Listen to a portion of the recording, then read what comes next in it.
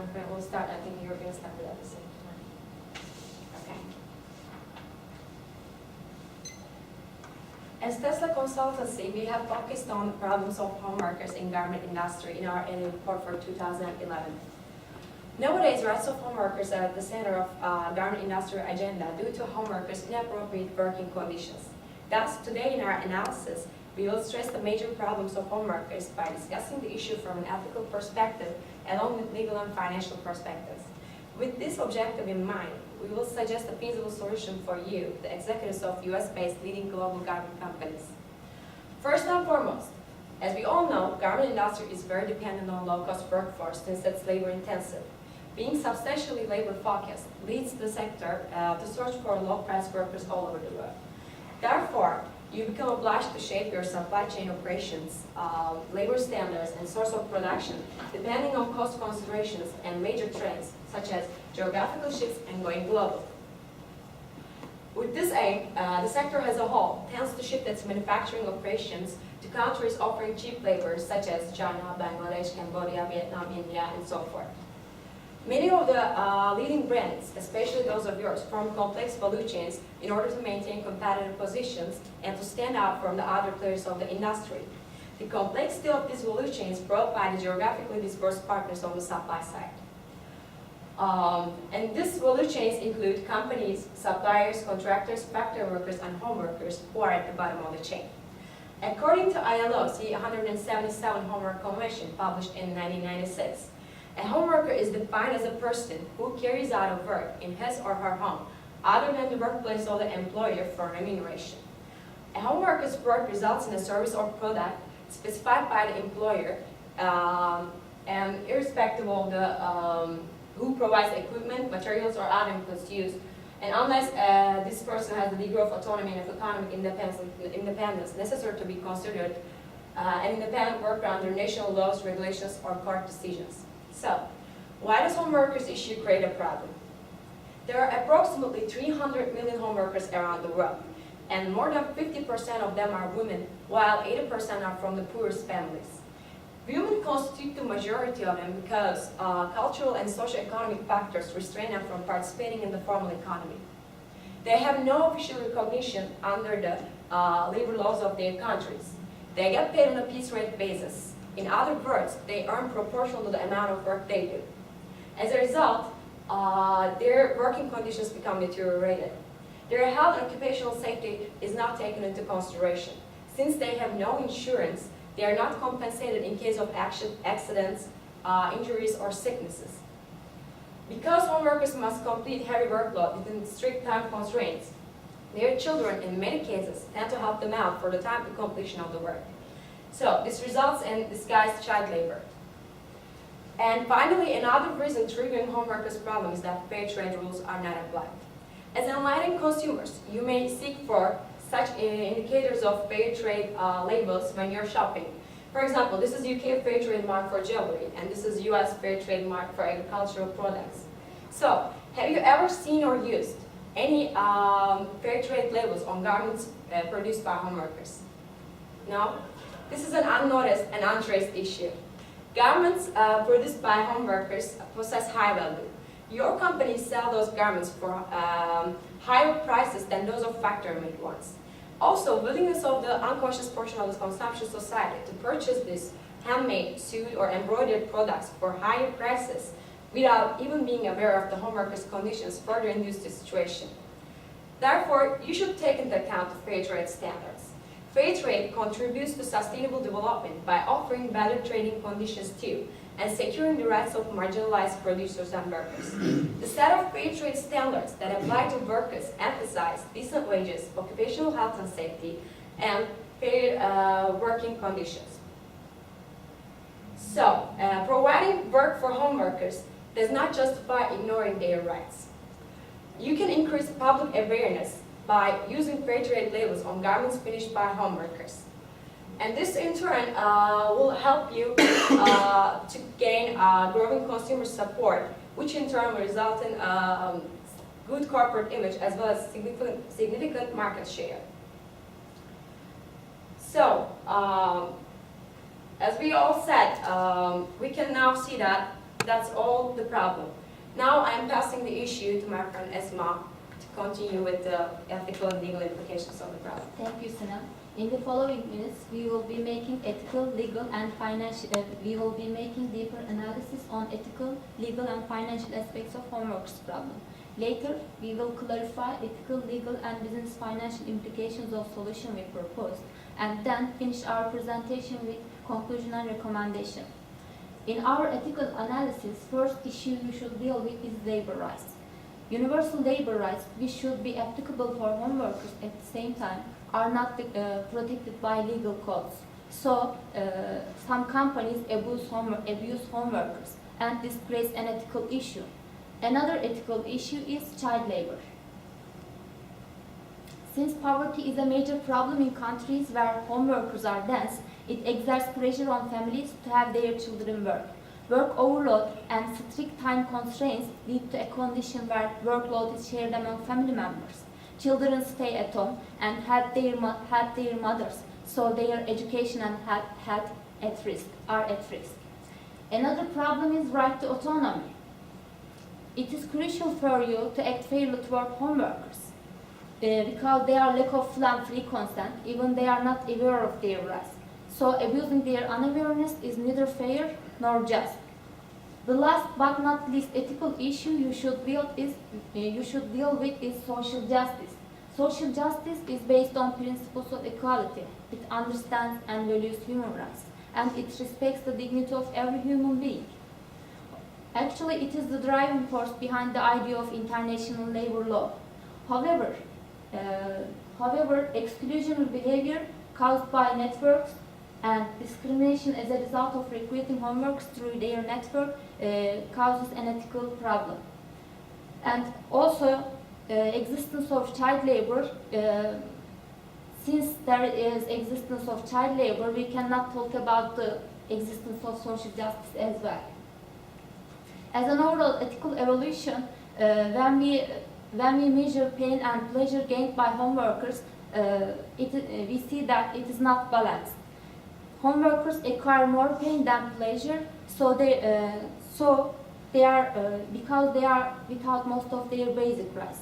So their happiness is shadowed by negative aspects of home workers, because some home workers may be still happy due to earning some money rather than nothing, but as I said, their happiness is shadowed by negative aspects of home workers.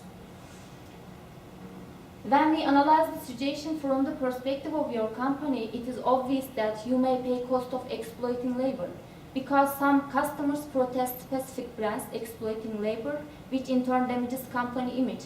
So you may lose your company image.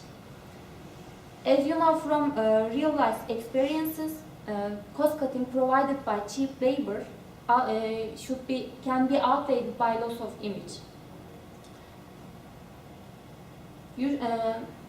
As Tesla consultancy, we suggest that you should act to treat humanity as an end in itself, never as means.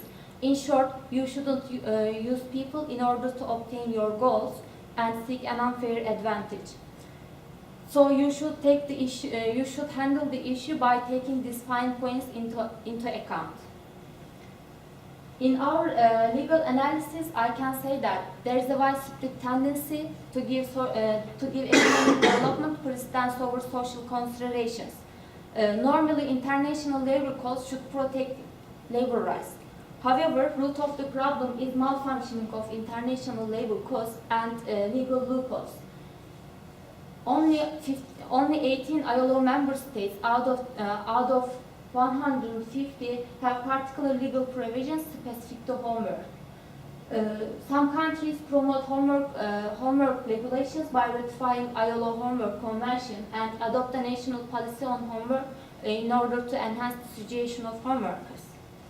However, we analyzed 4 countries for legal analysis, and we chose Cambodia, Bangladesh, Vietnam, and China, because these are most vulnerable countries among the ones with highest textile export to USA.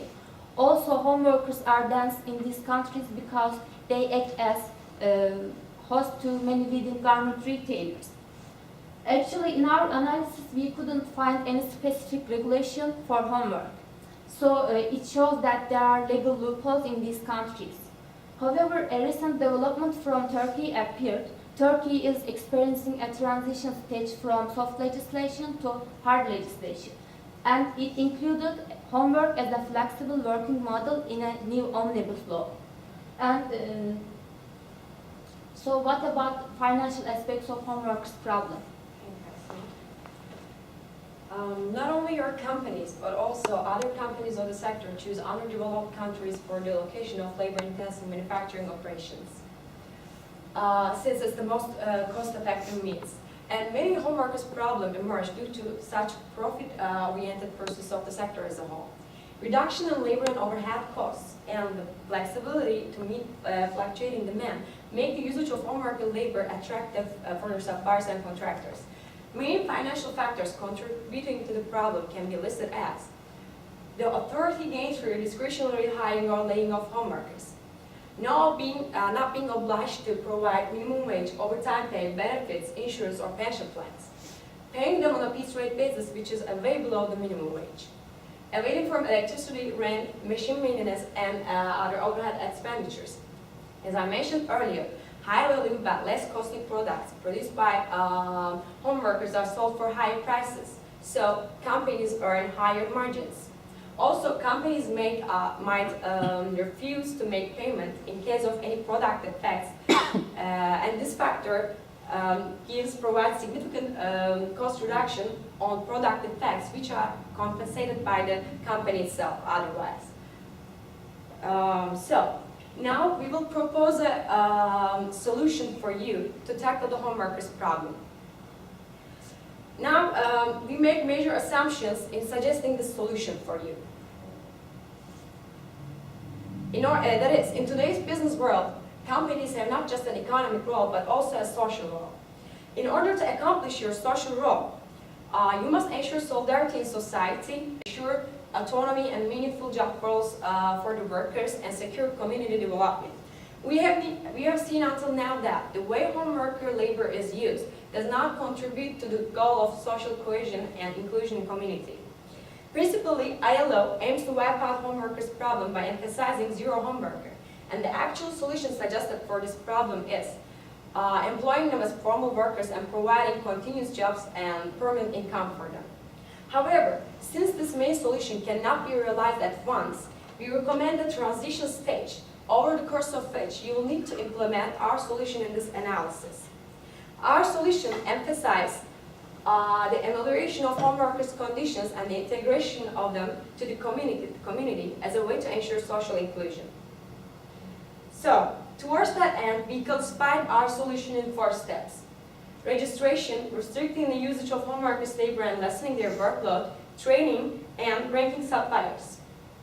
First of all, we suggest that you enforce a registration policy on your suppliers and contractors by keeping records of home workers' education levels, ages, location, number of working family members, and their contractor's name. Your suppliers should establish a database which facilitates both controlling and training. And you will hold your suppliers and contractors accountable for performing this task successfully and for sharing all the related information with your companies.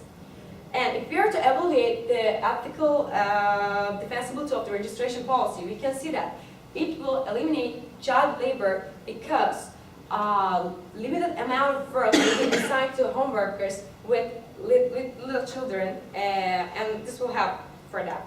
And also, excessive workload will not exert pressure on such home workers to get their children share the workload.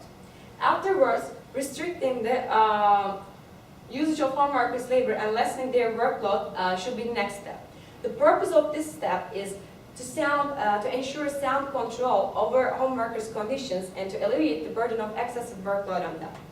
Many home garments are produced by home workers rather than factory workers in these underdeveloped and vulnerable countries because companies seek to benefit from home workers' cheap labor.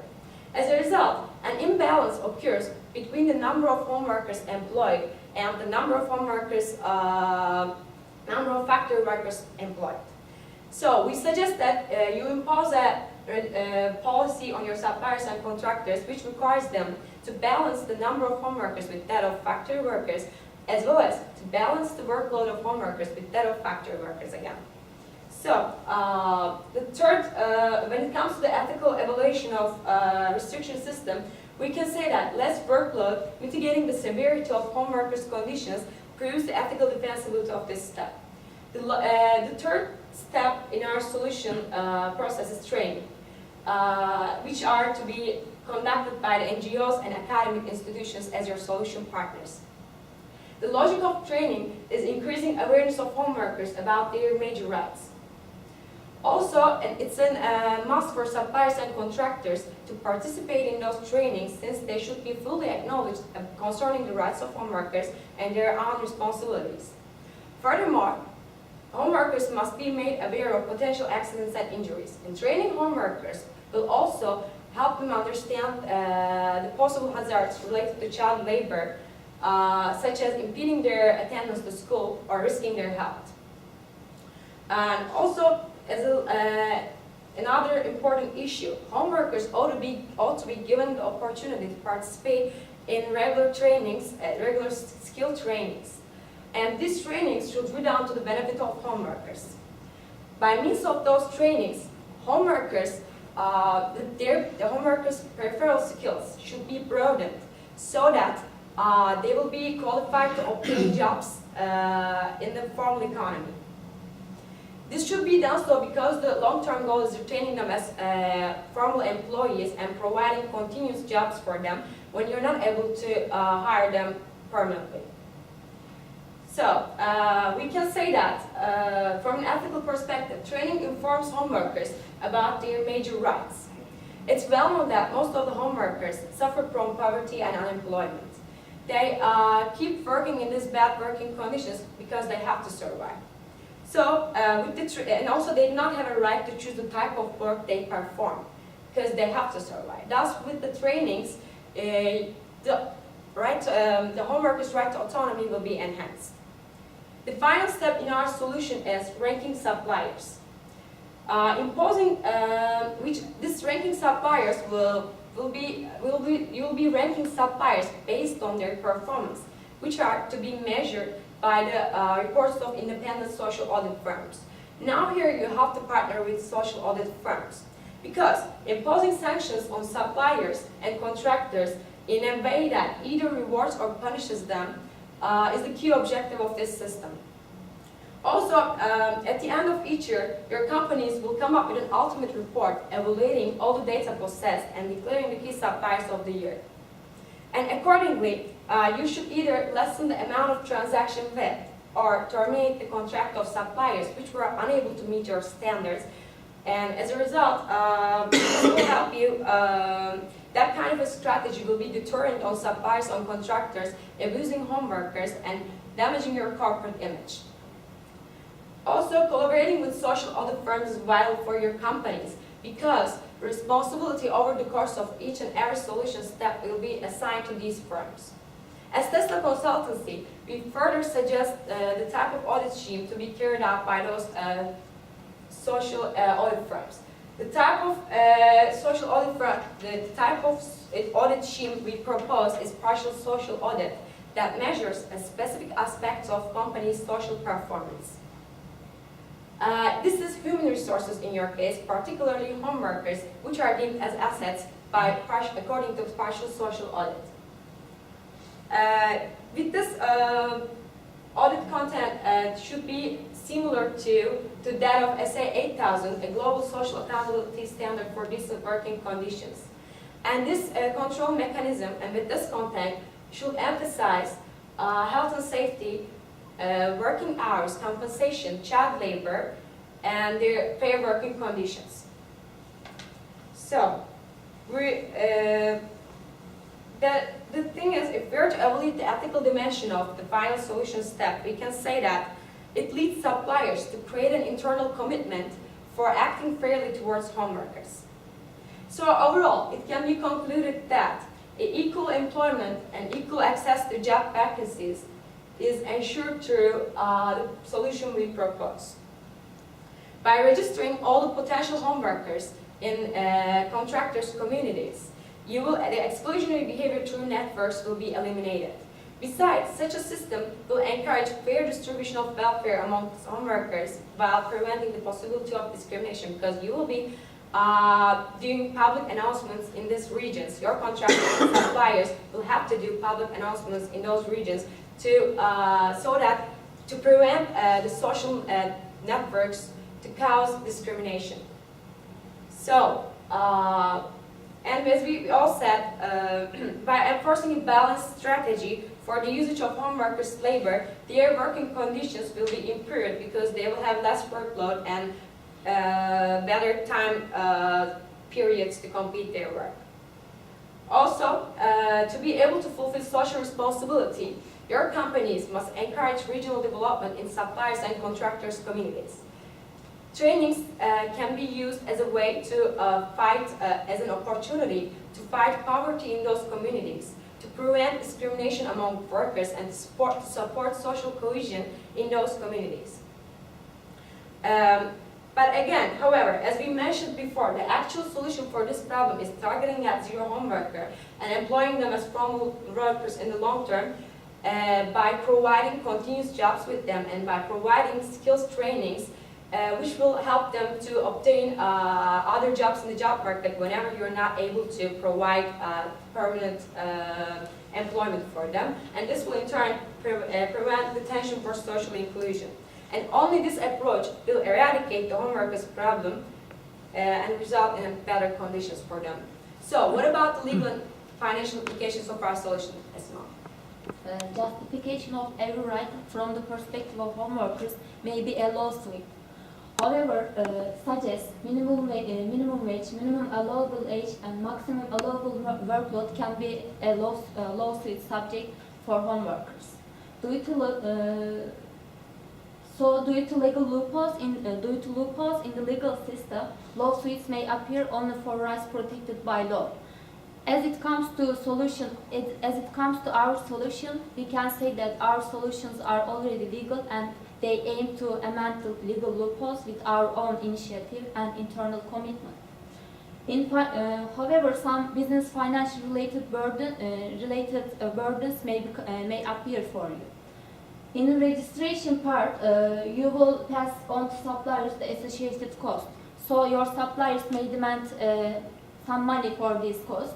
However, you will compensate all this cost with your increasing productivity and good reputation in the eyes of consumers because of solutions. Also, in training parts, suppliers and contractors will help you to deal with trainings. So good NGOs and academic institutions will perform trainings, so good quality and educational content is ensured. In ranking suppliers, social audit firm will help you, and social audit firm service, the amount you will pay for social audit firm service is an acceptable amount because it is still less costly than sending an internal audit personnel to those countries of our focus, which are Cambodia, Vietnam, China, and Bangladesh. Our solutions are feasible from all perspectives. So Sinan will continue with conclusion. Ultimately, we saw that home workers issue embodies ethical, legal, and financial dimensions. Your companies should solve the problems related to labor rights, child labor, right to autonomy, and social justice by implementing the solution we proposed in our analysis in the short term. However, as we mentioned before, the actual solutions rest on the legal protection and taking the initiative, which will be facilitated by your companies. And in order to do so, you must develop internal commitment to solve the problem and incorporate the proposed solution steps into your social responsibility policy. Only then the exploitation of home workers will be eliminated. Thanks for listening to us, and we're expecting your questions. Thank you very much. They used 25 minutes. Now I'm going to set the timer for Should we set it as well? 20 more minutes, yes, if you don't mind. And we are now taking the role that you've given us as management in a homeworker company. And let me kick it off and turn to my colleagues after that. But you scared me because I'm afraid that what you're asking of me or us is expensive relative to my competition. Can you help me with that fear? Sure. And now we know that in today's business, companies just do not have just an economic role, but also a social role. And in proposing this solution, we investigated its feasibility and we worked on it. And also there's the thing that you will actually, many costs will be passed on to suppliers and contractors, which are like all of whom need you to have their business operations continue, because they're supplying to you and you are the leading global garment companies. And when you pass on this cost to suppliers and contractors, of course there will be some slight amount of money that you have to incur. But since this is an ethical problem, you must incur this slight amount of money, which is not really expensive. And why did you think so this was expensive? Well, it sounds like you're asking me to put a lot of different constraints on my usual way of operating, and that means that my costs are going to go up if I have to provide some of the benefits that you would like to see. I'm not going to get as much productivity as I'm used to, even if what I'm used to is not technically wonderful. Not only productivity you will gain, but you can also gain an intangible asset, which is good reputation in the eyes of consumers. So it is actual source of your financial condition. Also, I want to add on something that you said. It's gonna be out of how you used to operate. You're using home workers. For example, your suppliers are using home workers in a region, let's say in a specific region of Bangladesh, in a community. You're using factory workers. If you're using 5 factory workers, you're using 100 home workers. And you said this gives you productivity, and this is the way you operate. This gives you competitive advantage and cost considerations. But the thing is, this is not ethical, because these people are not being treated like human, because they're not having any insurance, they're not having any minimum wage, and these are a must that they're working, and they should have those rights. And the thing is, we think that the productivity will not decrease, because these people already work in really bad conditions. They have really, really tight deadlines because they have to catch up with a lot of orders. And when they're working in that way, they make their children help them out, and they're like really, really hidden child labor there, and these people are working in really bad conditions. And in such a situation, of course, we will expect the productivity to increase when we improve their working conditions, not decrease.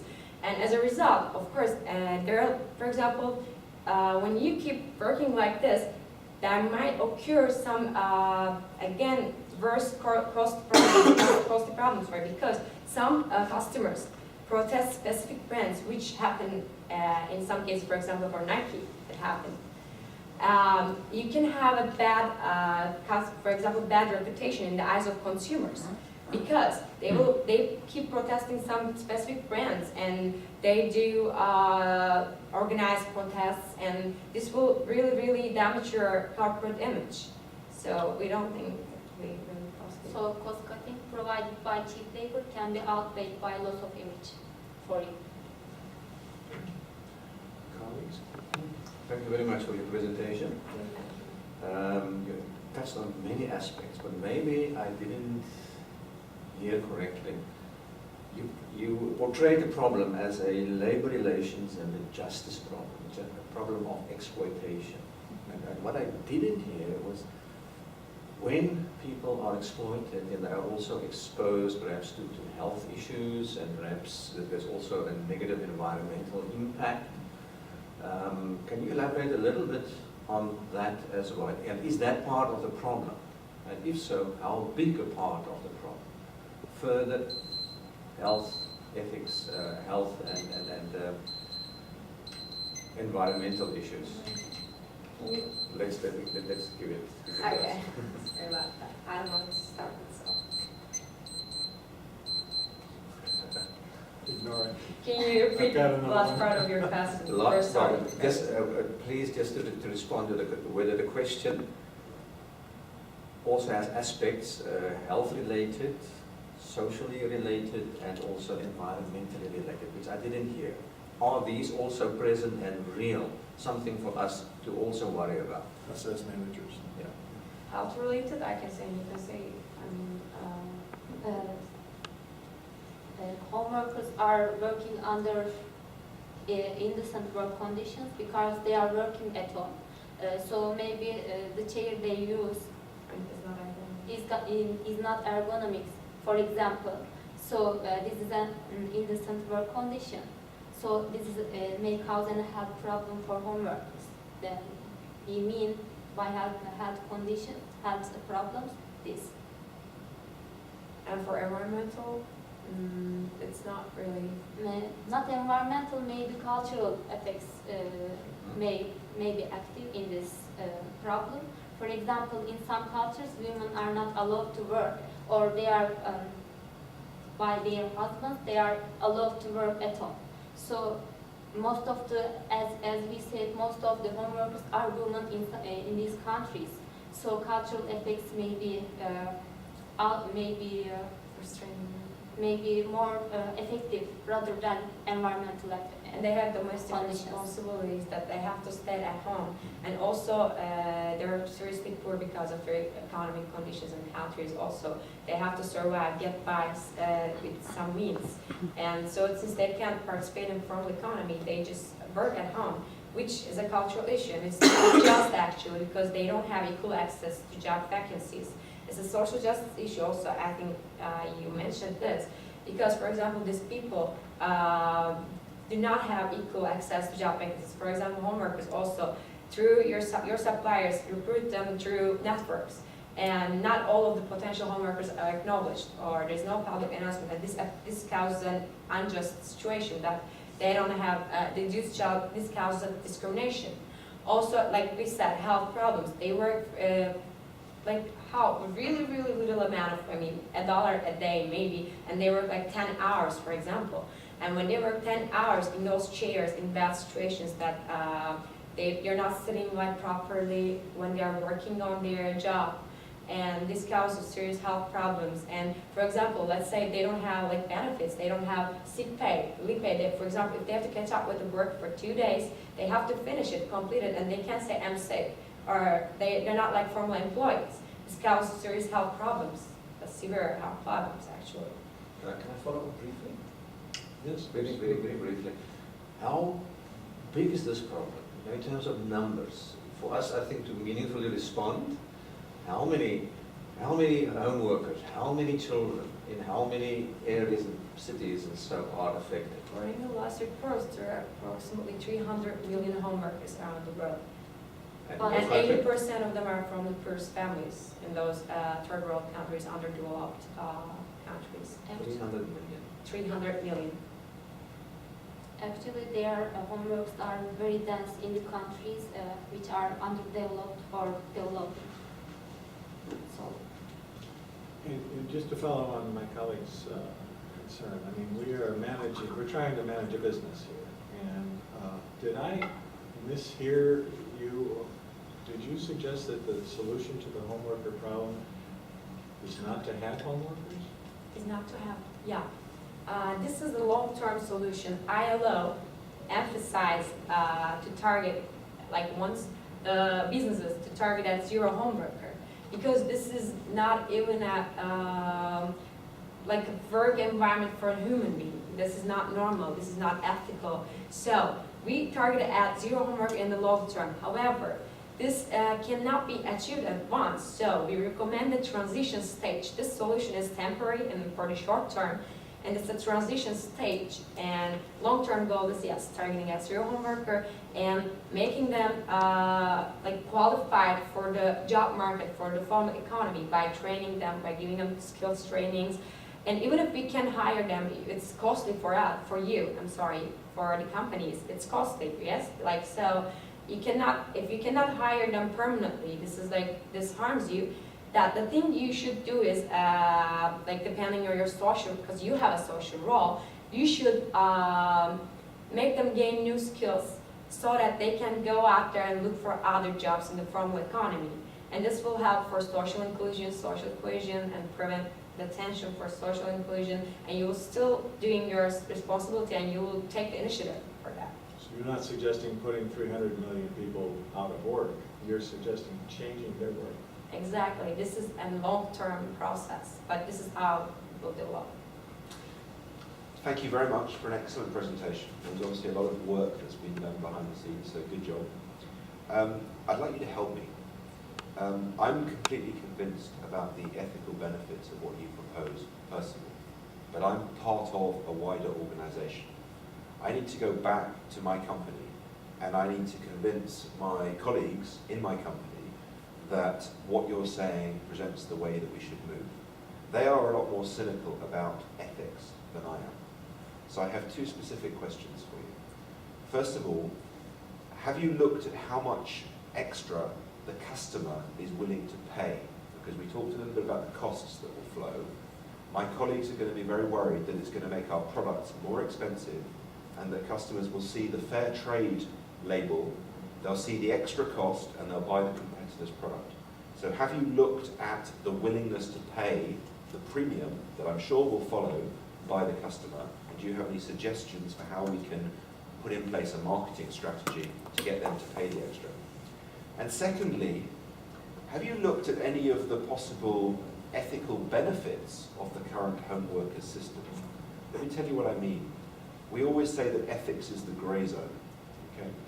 You could have a situation, for example, where a mother is not mobile, she's not able to travel to work, and the current home worker arrangement enables her to feed her family and to support the costs of running the household.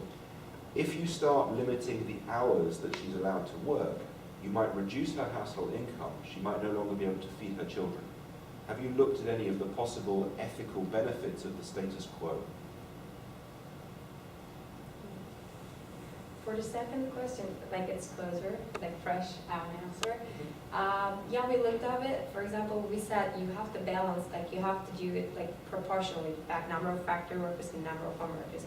We said like if you're, for example, hiring like 5 factory workers currently, you have in your suppliers factories, then there are 100 home workers. And like you said, right now it might seem like ethically beneficial for for this home workers, for these women, because they're trying to feed their family. But the problem is, they work whole day, like for long hours, like, and they have to catch up with this work, and this harms, like this impedes their children's attendance to school, and there are really a lot of other, like we explained before, ethical considerations that outweigh the ethical benefits, like you said. For example, when we give them skills training, yeah, for some time they might be earning like really less money because of this, like we will just make their hours decrease. But in the long term, we have to, this is a transition stage, and we have to do that because they will go and look for other jobs. They're not mobile, but we will just improve their conditions. And we thought about this as that, like for the families who are dependent on solely income earned by homework, we're not gonna be like really decreasing their hours, because they're solely dependent on homework. Like the woman is the only one working at home. So these home workers will be put aside and will not be that much hard. You'll not be that much hard on them. Like you won't decrease their hours as much. And so we have to balance it in a way like this. And if you want to add on to the first question. Actually, you said that how many customers are willing to pay for these home workers produced by home workers products. Yes. So actually we didn't analyze the exact number because it is very difficult to analyze. But I can say that root of the problem is that many customers are not aware of these homeworks problems. So we cannot detect the number of consumers willing to pay for these products. So if the trademarks for products produced by home workers are common, will be common, then we can exactly detect the number of consumers willing to pay for their products. So for now, for this in this situation, we cannot detect the exact number. Also, I just want to understand completely what you asked in the first question. You said, how can we attract customers to buy our products rather than competitors? Did you mention that? Yes. How can we attract them? You mean not all your competitors will be applying fair trade labels, since most of the companies are not applying. By doing so, you will attract customers because they will see that you're doing ethical business you're undertaking ethical business practices, and you're valuing your workers. You're respecting them as human beings, and you're behaving them like ants, and you're just showing people how you're concerned about your workers, and you're showing them from what processes the products they pay, premium prices, from what processes these products come to the customers. And when they see that, they'll see how you're concerned and how you're ethical. And I think this is a good thing because there are many consumers attracted from this practice. And I hope this is what you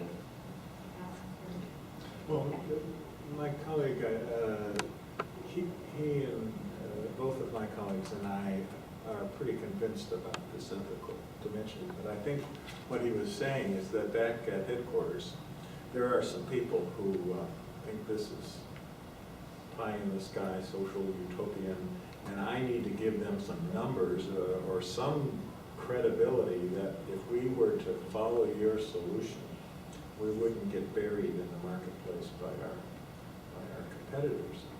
And I think what you're saying is, trust us.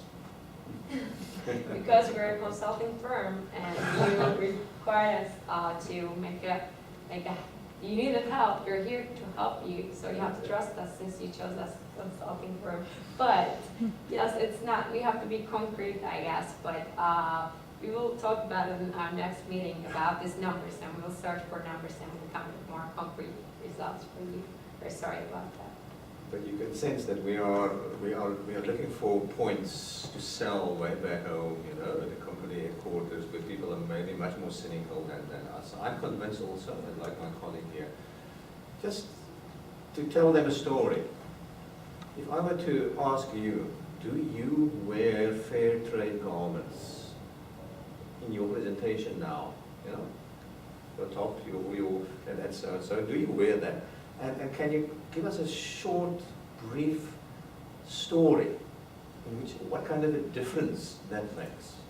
Maybe with that we could change the consciousness and the conscience of our cynical colleagues.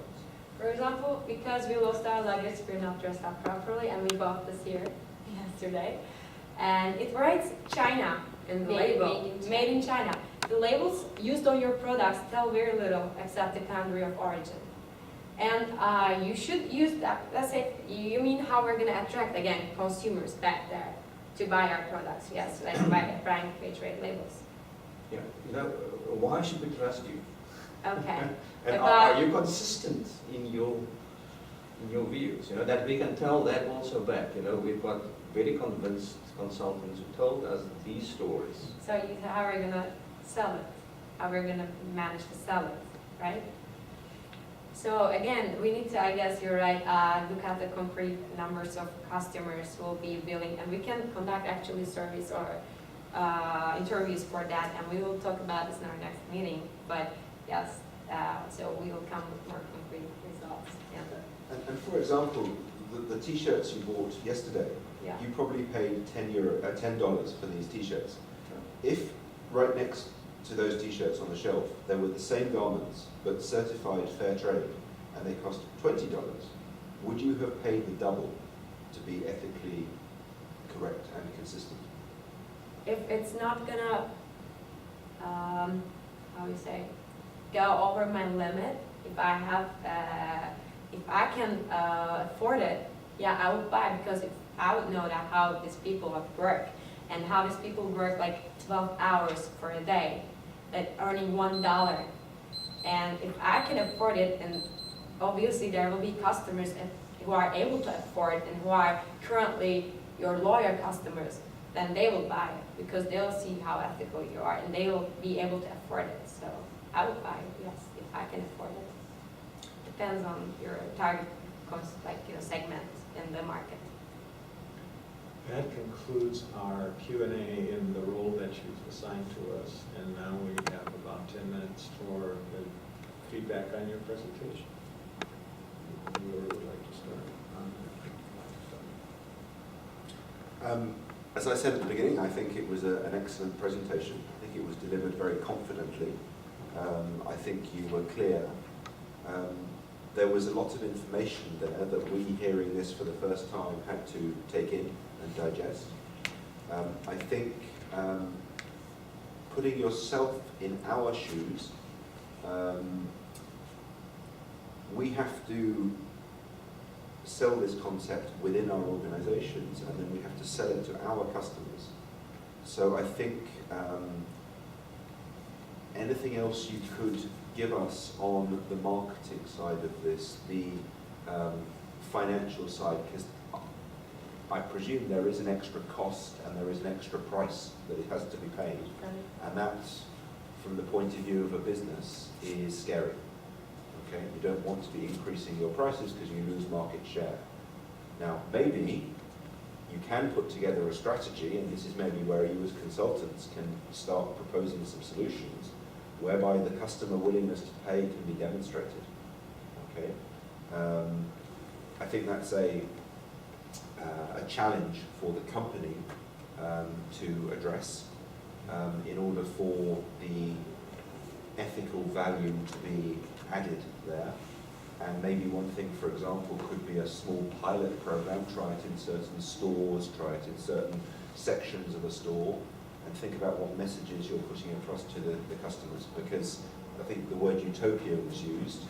I think you need to move from the idealism that ethically the situation today is not as we would want it to be, but then how do you translate that in the hard business world?